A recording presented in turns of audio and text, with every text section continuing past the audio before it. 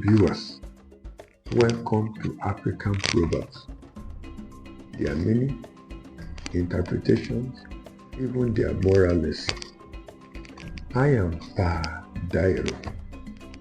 On these channels, I'll be giving you daily dose of Proverbs in Africa. All you need to do is to like, share, and subscribe so that you can be getting daily notifications whenever a proverb is posted through this channel. I have thousands of them. You can't afford to miss any.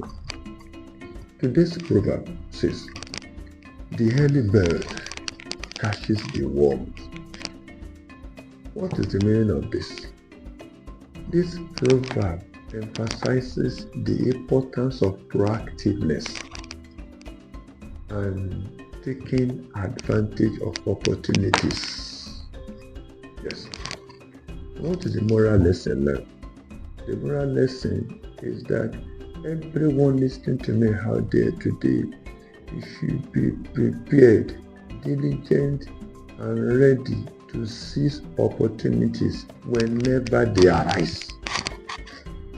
Many of us, opportunities have passed us by.